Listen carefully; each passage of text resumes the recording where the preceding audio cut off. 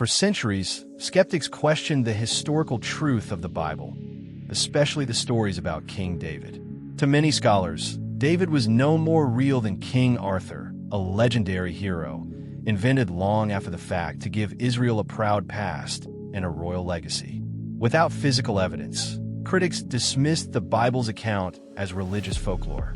After all, where are the monuments? The inscriptions? The archaeological proof that a man named David ever ruled a kingdom? But in 1993, that skepticism was shaken.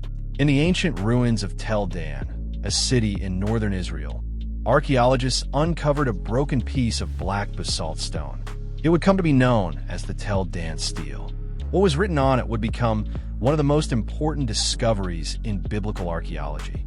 The inscription, written in Aramaic by a foreign king, likely Hazael of Aram-Damascus, bragged of his military victories over Israel and Judah. But among the words was a phrase that changed everything. House of David.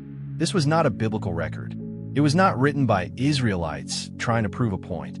This was an outside, hostile source, confirming the dynasty of David had existed. The implications were enormous. First, it confirmed that King David was not a myth, but the founder of a royal lineage recognized by neighboring nations. Second, it placed David's line firmly in the 9th century BC, just a couple generations after he would have lived, close enough for accurate memory. And third, it silenced one of the most persistent criticisms of the Bible, that its central figures were invented without historical basis. The Bible never claims to be a history textbook, but time and again, archaeology affirms that it tells the truth. David wasn't perfect. The Bible makes no effort to hide his failures. But he was real, a shepherd turned king, chosen by God, whose descendants led to Jesus Christ, the Messiah.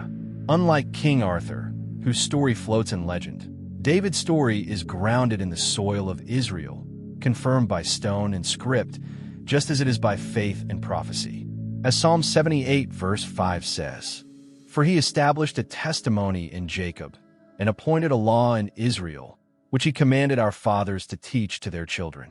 And now, even the stones are testifying.